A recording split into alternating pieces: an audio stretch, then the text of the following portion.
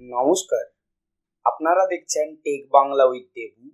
আমি আপনাদের সঙ্গে রয়েছি প্রদীপ।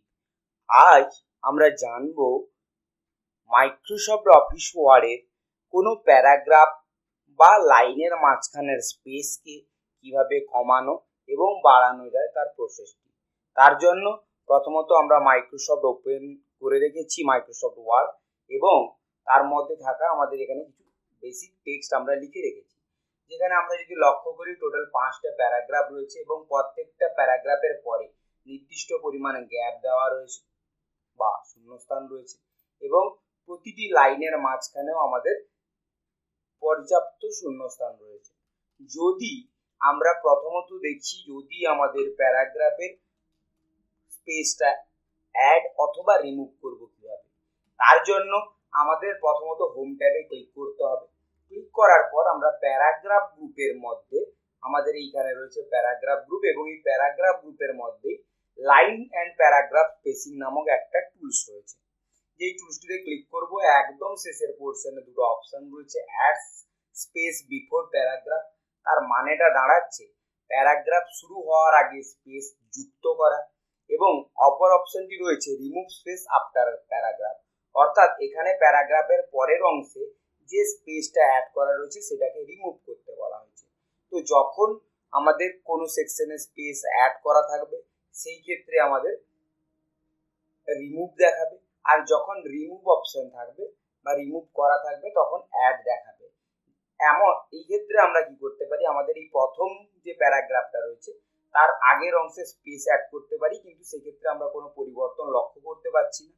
একমাত্র সম্ভব যদি আমরা প্যারাগ্রাফটাকে সিলেক্ট করি, তখন বোঝাই যাবে যে উপরের অংশটা আমাদের এক্সট্রা স্পেস অ্যাড করা রয়েছে।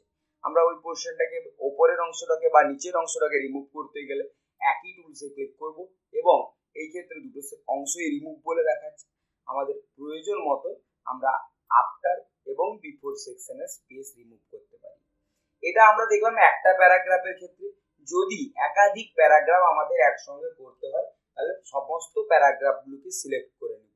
সিলেক্ট আমি কিভাবে করলাম, কারণ হচ্ছে আমাদের কিবোর্ড থেকে CTRL বা কন্ট্রোল কি প্রেস করে রেখে A প্রেস করলাম।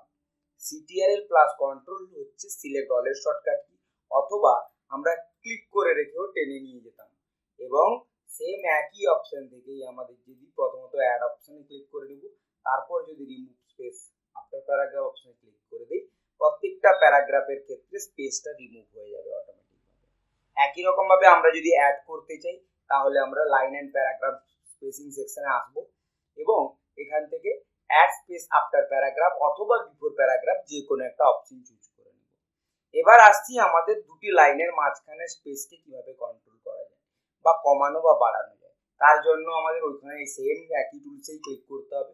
প্রথমের যে অংশগুলো আমরা দেখতে পাচ্ছি বা বিভিন্ন যে মার্কিংগুলো দেওয়া রয়েছে, এইগুলোর মধ্য থেকে আমরা যদি কোনো একটা ফরম্যাট চুজ করি, অপেক্ষাকৃত বড় সংখ্যাগুলো চুজ করলে দুটো লাইনের মাঝখানের গ্যাপগুলো বেড়ে যেতে থাকবে, এবং আমরা যদি অপেক্ষাকৃত ছোট সংখ্যাগুলো চুজ করি, সেক্ষেত্রে লাইনের মাঝখানের স্পেসটাকে আমরা কমিয়ে নিতে পারি।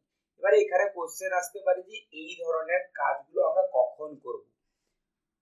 যখন আমাদের কোনো একটা ডকুমেন্ট তৈরি করা হচ্ছে এবং বলা হচ্ছে যে নির্দিষ্ট পেজের মধ্যে আমাদের ওই ডকুমেন্টগুলোকে সেট করতে হবে, এবং সঙ্গে সঙ্গে আমাদের টেক্সটের সাইজ কোনো পরিবর্তন করা যাবে না, সেক্ষেত্রে আমরা প্যারাগ্রাফের স্পেসকে রিমুভ এবং অ্যাড করে প্রয়োজন অনুযায়ী সাজাতে পারি, এবং সেই সঙ্গে সঙ্গে আমাদের লাইনের মাঝখানে স্পেসিংগুলোকেও পরিবর্তন করে নিজেদের প্রয়োজন অনুযায়ী লাগাতে পারি। আশা করি লাইন এবং প্যারাগ্রাফ স্পেসিং সম্বন্ধে ধারণা তৈরি করতে পেরেছি। আমাদের ভিডিওগুলি যদি ভালো লেগে থাকে, তাহলে লাইক এবং কমেন্টের মাধ্যমে আমাদের পাশে থাকবেন। এই ধরনের আরও ভিডিও দেখার জন্য আমাদের চ্যানেলটিকে সাবস্ক্রাইব করবেন।